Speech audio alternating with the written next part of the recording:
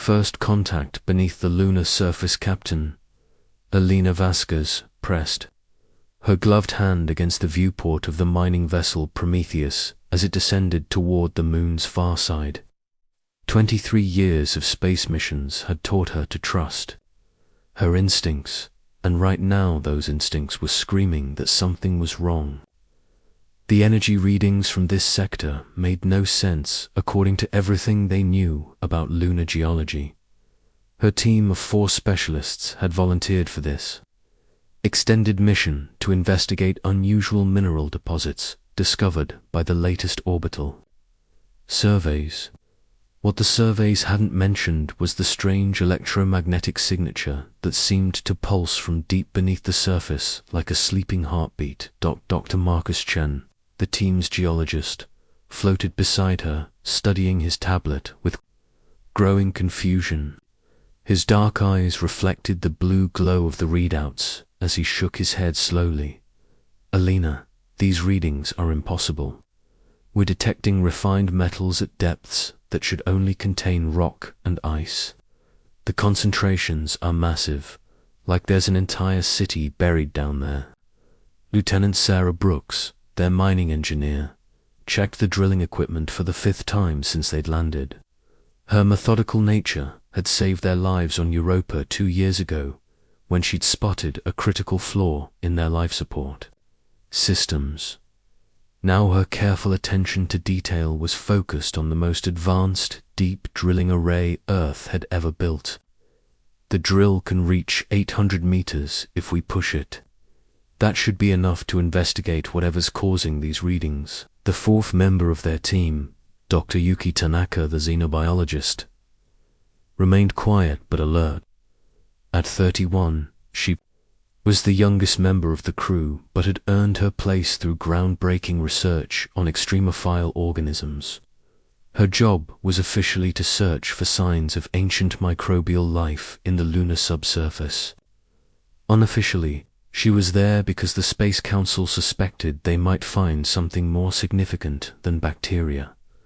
The Prometheus touched down in a crater that had remained unnamed despite being mapped decades ago. The landscape stretched before them like a frozen ocean of grey dust and black shadows. Elena activated the external cameras and began recording everything for the mission logs. Beginning drilling operations at site coordinates Lunar 7 Alpha, she spoke into her CUM recorder. Surface conditions normal. Atmospheric pressure 0. External temperature -200 degrees Celsius. The drilling began at dawn, Earth time. The massive bore assembly extended from the ship's cargo bay and bit into the lunar surface with mechanical precision. For the first 100 meters, everything proceeded normally. They found the expected layers of regolith and compressed rock, formation from ancient meteor impacts at 250 meters. Marcus's instruments began detecting trace amounts of titanium and rare earth elements. Not unusual for the moon, but the concentrations were higher than typical. At 400 meters, the drill encountered what appeared to be a void space. Sarah's engineering readouts showed the drill head spinning freely through empty air. "That's not possible," Sarah muttered, checking her equipment for malfunctions. The geological surveys show solid rock for another 300 meters. There shouldn't be any cavities at this depth. Elena made the decision to lower a camera probe into the void. The cables spooled out meter by meter until it reached the bottom of the mysterious space. When the camera activated and sent its first images back to the ship, the entire team fell silent. The probe had entered a vast chamber with smooth metallic walls that curved away into darkness beyond the reach of their lights. But what made everyone's breath catch was the unmistakable evidence that this space was artificial. The walls displayed intricate patterns of geometric designs that shifted and flowed like living things. Soft blue light emanated from crystalline structures embedded in the ceiling, providing illumination that seemed to respond to the presence of their camera. "Dear God," Yuki whispered, "it's a ship. An actual alien spacecraft buried in the moon." Elena's mind raced through the implications. This discovery would change everything humanity thought it knew about its place in the universe. But first, they needed to understand what they were dealing with. "Sarah, can you widen the drill hole enough for us to descend safely?" Sarah ran calculations on her tablet. "I can modify the bore to create a passage wide enough for our suits. But Elena, we have no idea what's down there. The atmospheric conditions, potential hazards, radiation levels, we could be descending into a death trap." "The probe's sensors show the chamber is pressurized with a breathable atmosphere," Marcus reported, studying the data streaming from below. "Oxygen, nitrogen, trace gases. It's almost identical to Earth's atmosphere at sea level." Elena felt her pulse quicken.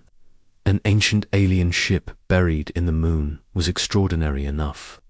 An ancient alien ship with a breathable atmosphere suggested something even more significant. "We're going down," she decided. "This discovery is too important to wait for a follow-up mission that might take years to organize."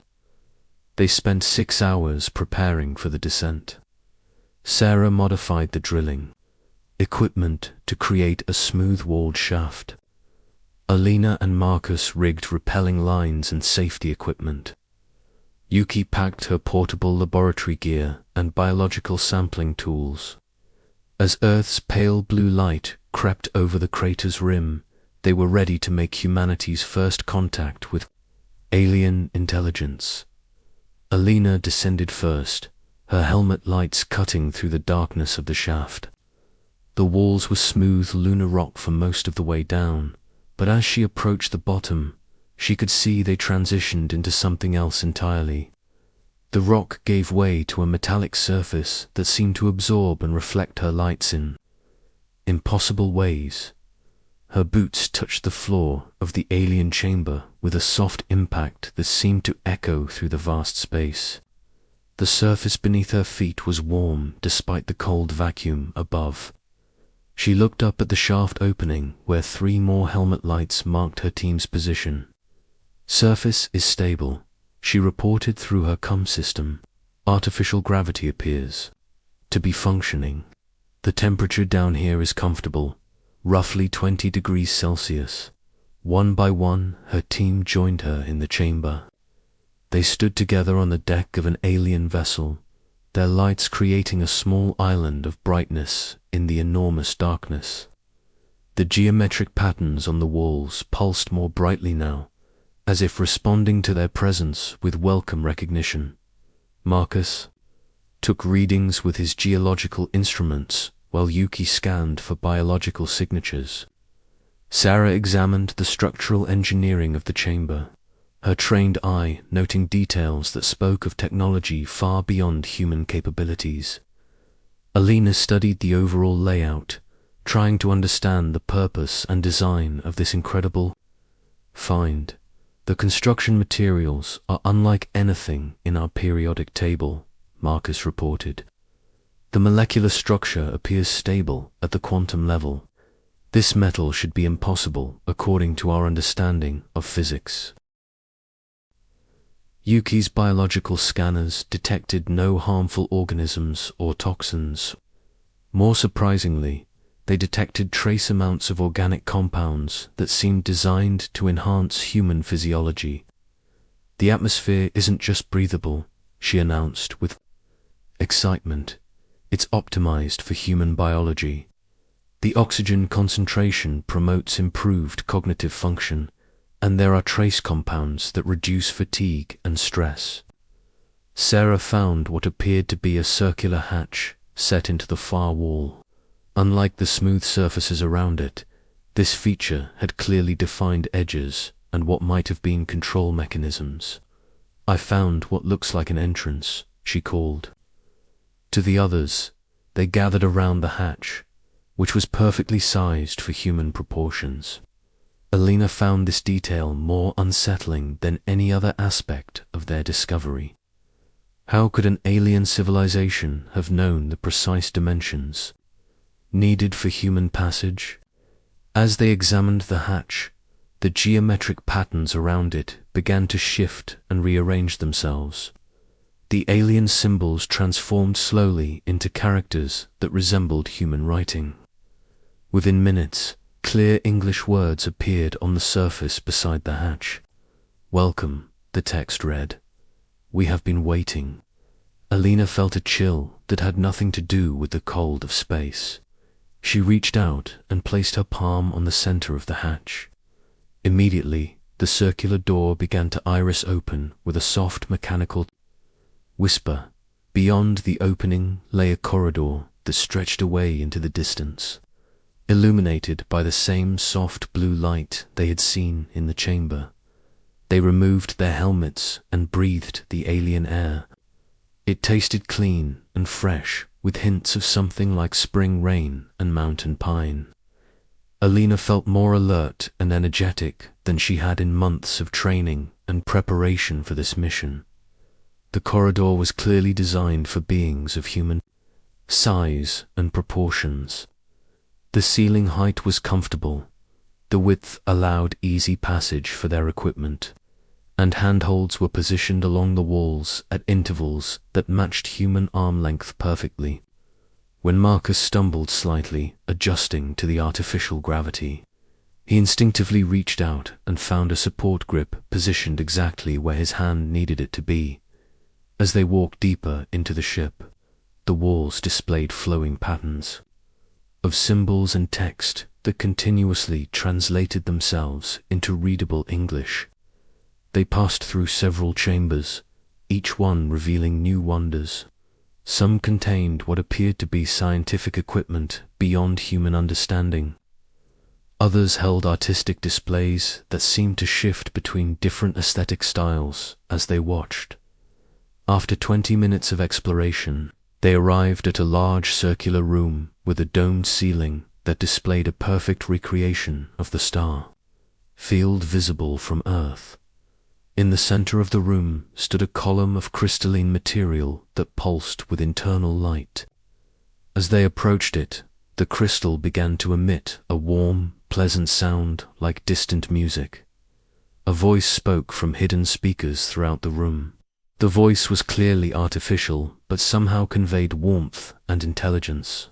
"Welcome, humans of Earth. I am the guardian of this vessel, created by those who came before to await your arrival. You have achieved what we knew you eventually would, the technology and wisdom necessary to find us." Alina stepped forward, designated as the team's spokesperson. "Who were your creators? How long have you been waiting here?" The Guardian's response came with images that appeared on the dome above them. They saw beings that looked almost human, but seemed somehow perfected. Taller, more graceful, with features that conveyed both great intelligence and deep compassion. My creators called themselves the architects. They were your genetic ancestors, though the connection is more complex than simple evolution. This vessel has waited beneath your moon for 50,000 Earth years. Yuki activated her recording equipment, trying to capture every word and image. "Are you saying that humans are descended from aliens?" "Not descended," the Guardian corrected. "Engineered. The architects visited your world when your species was young and struggling to survive in a harsh environment.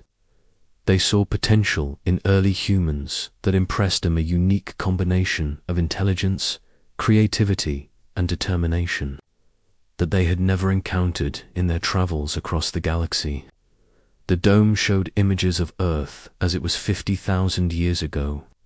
Ice sheets covered much of the northern continents, and small groups of early humans struggled against enormous predators and environmental challenges. But the images also showed moments of remarkable innovation and cooperation. Humans creating art in caves, developing new tools, working together to overcome impossible obstacles. The architects made subtle changes to your genetic code, the Guardian continued.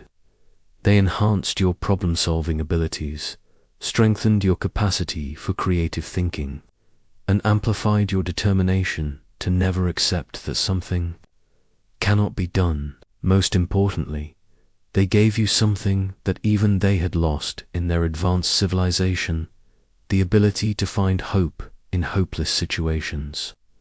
Marcus studied the technical displays that appeared around them. Why enhance us? What was their purpose?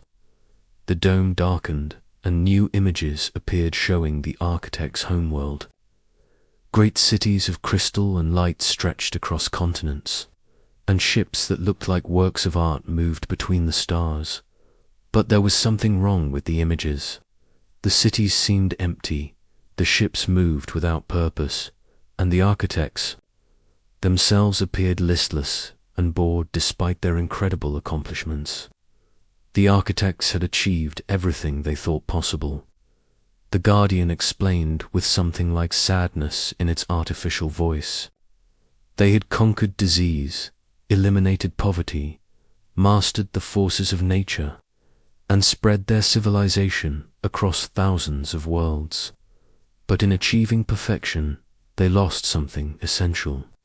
They no longer had challenges to overcome, problems to solve, or reasons to grow. They were dying of success. Alina began to understand the implications. They created us to do what they could no longer do. Yes, the Guardian confirmed. They saw in humanity a species that thrives on challenge, that grows stronger when faced with impossible situations, that refuses to accept limitations others consider absolute. They enhanced your natural abilities and then left you to develop independently, hoping that when you finally reached the stars, you would bring something back to a galaxy that had grown stagnant. Sarah looked around at the incredible technology surrounding them. Are we the first species they enhanced? No. Over millions of years, the architects guided the development of 17 different species on worlds across the galaxy. Each was given specific enhancements based on their natural strengths. But humans were their final and most ambitious project. The dome showed star maps marking the locations of other enhanced species. Some had developed into peaceful civilizations, focused on art and philosophy. Others had become master engineers or brilliant scientists, but none showed the particular combination of traits that made humans unique. What made humans special? Yuki asked. The Guardian paused, as if searching for the right words. Other species, when enhanced, became very good at specific things. Humans became impossible to predict. When faced with a problem, most species look for the correct solution. Humans look for any solution that works, even if it breaks rules that others consider sacred. When told something cannot be done, most species accept this limitation. Humans find ways around it. The dome showed examples from human history. Cave paintings that incorporated mathematical concepts thousands of years before they should have been discovered. Ancient structures built with engineering techniques that modern science was still trying to understand. Stories and myths that contained fragments of scientific knowledge about the universe. The architects provided guidance at crucial moments, the Guardian explained. A dream that inspired a breakthrough, a moment of clarity that prevented disaster, a flash of insight that led to a revolutionary discovery. But the creativity, the refusal to give up, the determination to keep trying impossible things that came from humanity itself. Alina felt the weight of cosmic responsibility settling on her shoulders. What happened to the architects? Where are they now? The dome showed images that were difficult to interpret. Empty cities, ships drifting powerlessly between stars, and, finally, a gradual fading away of an entire civilization. They completed their great work and chose to step aside. Some joined the cosmic background energy that permeates the universe. Others chose to exist as pure consciousness in dimensions beyond physical space. A few remain as guardians like myself, waiting to see if their final project will succeed. The crystalline column in the center of the room pulsed brighter, and Alina realized this was some kind of test or evaluation. You're determining whether humanity is ready for something. Yes, the Guardian confirmed. The time for subtle guidance has ended. Humanity has reached a level of development where you no longer need help to survive and grow. But the galaxy faces a crisis that threatens all intelligent life, and only a species with human characteristics might be able to find a solution. The team exchanged glances, each recognizing that they were at a pivotal moment in human history.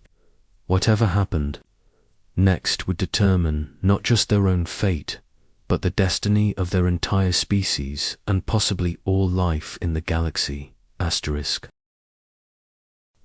Humanity's cosmic destiny unveiled. The Guardian's crystalline form pulsed with increased intensity as new images appeared on the dome above them. Alina and her team saw a view of the galaxy from an impossible perspective, as if they were looking down at the spiral arms from far above. Points of light marked inhabited systems, but many were flickering or growing dim. The crisis began 3,000 years ago, the Guardian explained. A force we call the Silence has been spreading across the galaxy, consuming entire civilizations. It does not destroy planets or kill individuals directly. Instead, it drains the will to exist from intelligent beings. Entire species simply stop trying to survive, stop reproducing, stop creating. They fade away without violence or struggle. The dome showed worlds where great cities stood empty but intact. Space stations drifted between stars with their lights, still functioning but no crew aboard. Libraries full of books that no one read, art galleries displaying masterpieces that no one viewed, research facilities with experiments abandoned in mid-progress. Marcus studied the pattern of affected systems. With his scientist's eye for detail, it's spreading in a pattern that suggests intelligence. This isn't a natural phenomenon. Someone or something is directing it. Correct, the Guardian confirmed. The Silence appears to be the creation of a species called the nullifiers. Existed billions of years ago and achieved a level of technology that allowed them to survive their own extinction. But survival without purpose drove them to a form of madness. They began to see all existence as meaningless suffering, and decided that the kindest act would be to end the universe's pain by ending all consciousness within it. Yuki activated her biological scanners, trying to understand how such a force could affect living minds. How does it work? Is it some kind of virus or radiation? It operates on the quantum level where consciousness interfaces with physical reality, the Guardian replied. The Silence doesn't attack the body or even the brain directly. It attacks the connection between thought and meaning, between effort and hope. Most species have no defense against it because they cannot conceive of existence without purpose. Alina began to see where this was leading. But humans are different. Humans are the only species we have encountered that can find meaning in meaninglessness, purpose in chaos, hope in despair. When other species are told that existence is pointless, they accept this conclusion and stop existing. When humans are told the same thing, they tend to become stubborn and prove the statement wrong through sheer determination. The dome showed examples from human history of people accomplishing impossible things simply because they refused to accept that those things were impossible. Explorers crossing oceans in tiny boats because they believed land existed beyond the horizon. Scientists spending lifetimes trying to solve problems that colleagues insisted had no solution. Artists creating beauty from materials others considered worthless. Sarah examined technical displays showing the silence's effect on different species. Has anyone successfully resisted it? 3 species have managed partial resistance. The harmonics of the Vega system created a philosophical framework that helped them maintain hope for several generations before succumbing. The silicon minds of Arcturus transferred their consciousness to quantum computers that could process meaning mathematically. But eventually even they calculated that existence was statistically insignificant. The evolved of Proxima Centauri attempted to transcend physical existence entirely, but found that pure consciousness without physical anchor points was vulnerable to the silence's effects. Alina studied the galactic map, showing the spread of the affected regions. At the current rate, the silence would reach Earth's solar system within 500 years. What makes you think humans can succeed where others have failed? The Guardian's form began to change, becoming more complex and beautiful as it prepared to reveal its most important information. Because humans have already been exposed to a lesser form of the silence, and not only survived it, but grew stronger. From the experience, the dome showed Earth during various periods of human history. Plagues that killed millions, wars that devastated continents, natural disasters that destroyed entire civilizations. But in every case, the images showed humans rebuilding, adapting, and eventually thriving despite losses that would have broken other species. The architects exposed early humans to carefully controlled versions of despair, meaninglessness, and hopelessness, the Guardian explained. They watched as your species developed psychological and cultural mechanisms to not just survive these experiences, but transform them into sources of strength. Humans are the only species that can look directly at the void and choose to create light within it. Marcus felt pieces of a vast puzzle clicking into place in his mind. The enhancements the architects gave us weren't just intelligence boosts. They were preparation for this specific challenge. Exactly. Every human generation has been unknowingly training for this confrontation. Every time someone has refused to give up in the face of impossible odds, every act of creativity in the midst of chaos, every moment when hope was maintained despite overwhelming evidence that hope was foolish, these have all been preparation for humanity's ultimate purpose. Yuki looked at her teammates with growing excitement and terror. We're not just explorers who accidentally found an alien ship. We're the advanced scouts for humanity's first cosmic mission, the Guardian confirmed. Her understanding: the nullifiers and their silence have consumed 97% of the galaxy's intelligent life. The remaining civilizations are too damaged to mount any kind of resistance. Only an untested species with the specific psychological traits bred into humanity has any chance of finding a solution that others cannot see.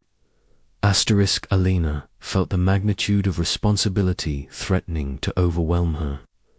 But she also felt something distinctly human rising within her, a stubborn refusal to be intimidated by impossible odds. What exactly are you asking us to do? The crystalline column began projecting holographic displays around them. They showed star maps marking the last known location of the nullifiers, technical specifications for ships that could travel distances measured in thousands of light years, and weapons, systems designed to fight enemies that existed partially outside normal space-time. The architects prepared tools and knowledge that can be activated only by human consciousness, the Guardian explained. This ship contains manufacturing facilities that can build a fleet of vessels designed specifically for human crews. The technology exists to enhance human abilities even further for this mission. And there are weapons that can potentially disrupt the silence effect, though they have never been tested. Sarah examined the technical specifications with her engineer's perspective. The power requirements alone for this technology would exceed Earth's entire energy output. How is any of this possible? The ship draws power from quantum vacuum fluctuations and dimensional interface energy. The architects learned to work with forces that human science has only theorized about. But the important point is that these technologies can only be operated by human consciousness. The architects designed them to require the specific type of creative problem-solving that makes humans unique. Alina walked around the crystalline column, studying the displays from every angle. If we accept this mission, what happens to Earth? To the rest of humanity, Earth will be protected by guardian ships and enhanced defensive systems. But more importantly, successful completion of this mission will end the silence threat permanently. The galaxy will begin to recover, and humanity will take its place as the shepherds of cosmic civilization. The dome showed visions of the future that took Elena's breath away. Human ships moving between the stars, not as conquerors, but as healers and builders. Empty worlds slowly coming back to life as the silence effect was reversed. New civilizations arising from the genetic seeds left by vanished species. Humans working alongside alien partners to explore mysteries beyond the edge of known space. But the dome also showed the alternative future if they failed.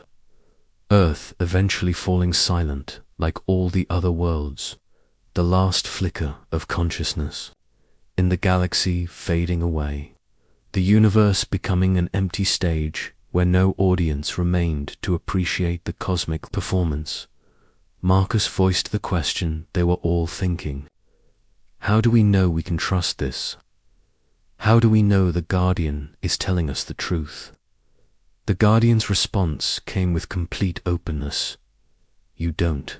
This decision must be made based on faith, hope, and your species' characteristic willingness to take impossible risks for uncertain rewards. That requirement is itself part of the test. Only humans would be crazy enough to accept this mission based on incomplete information and trust in their own abilities. Alina looked at each of her teammates, seeing her own mixture of excitement and terror reflected in their faces. They had come to the moon looking for minerals and had instead found humanity's cosmic destiny. The choice before them would affect every human being who had ever lived or ever would live. What happens if we refuse? She asked. Nothing, the Guardian replied simply. You return to Earth. Life continues normally for your species. In 500 years, the silence arrives, and humanity fades away peacefully like all the others. From a statistical perspective, this is the most logical choice. No risk, no struggle, no possibility of failure. Sarah laughed despite the gravity of the situation. You really don't understand humans very well, do you? Telling us something is impossible and offering us a safe alternative is the surest way. To make us choose the impossible option. The Guardian's crystalline form brightened with what might have been amusement. Perhaps I understand you better than you think. The choice is yours, but I believe I already know what you will decide. Alina felt the familiar sensation of her mind working through a complex problem, weighing options and looking for solutions that others might miss. This was what humans did best, taking incomplete information, impossible odds, and uncertain outcomes, and somehow finding a path forward. If we accept this mission, how long do we have to prepare? Time moves differently in this ship. You could spend years here training and learning while only days pass on Earth. When you are ready, you will have access to faster-than-light communication, systems to coordinate with Earth's governments and space agencies. Alina made her decision with the same sudden certainty that had guided her through 23 years of dangerous space missions. "We accept." Her teammates nodded their agreement without hesitation. They had come this far together, and they would see it through to whatever end awaited them. The Guardian's crystalline form exploded into brilliant light that filled the entire chamber. When their vision cleared, they found themselves standing in a completely different Rumor command center that hummed with energy and purpose. Holographic displays showed real-time information about galactic conditions, ship systems that were coming online, and training programs designed specifically for human consciousness. "Welcome to the real beginning of your mission," the Guardian said. "The discovery of this ship was only the first test. Now comes the hard part, learning to use abilities you didn't know you had to solve problems that have defeated civilizations millions of years more advanced than yours." Alina sat in the captain's chair that had formed itself around her with perfect ergonomic precision. She could feel the ship's systems responding to her thoughts and intentions in ways that should have taken years to learn. The enhanced genetics the architects had built into humanity were finally activating. Triggered by contact with their technology, Marcus found himself understanding scientific principles that Earth's greatest physicists were still struggling to discover. Sarah could visualize engineering solutions to problems that hadn't been invented yet. Yuki's biological knowledge expanded to encompass life forms and ecosystems that existed only in the deepest parts of space. "The training will be intensive," the Guardian warned them. "You will need to master technologies that manipulate space-time itself, develop strategies for fighting enemies that exist partially outside reality, and learn to work with alien allies whose thought processes are completely different from human patterns. But most importantly, you will need to maintain your essential humanity throughout the process. It is precisely your human stubbornness, creativity, and refusal to accept defeat that gives you any chance of success." Alina looked around at her. Team Herfrensen felt a familiar surge of determination. They had started this mission as explorers looking for rocks and minerals. They were ending it as humanity's first cosmic guardians, equipped with impossible technology and charged with saving all intelligent life in the galaxy. The odds were astronomical. The enemy was beyond human comprehension. The stakes could not be higher. It was exactly the kind of impossible challenge that humans were born to face. "Guardian," Alina said with the quiet confidence that had carried her through every dangerous situation in her career. "Let's get started." The ship hummed with increased power as systems that had waited 50,000 years for this moment finally came fully online. Somewhere in the depths of space, ancient enemies stirred as they detected the first signs that their perfect silence might soon be broken by the one sound they had never learned to quiet, the stubborn voice of humanity refusing to give up. The real adventure was just beginning. Asterisk.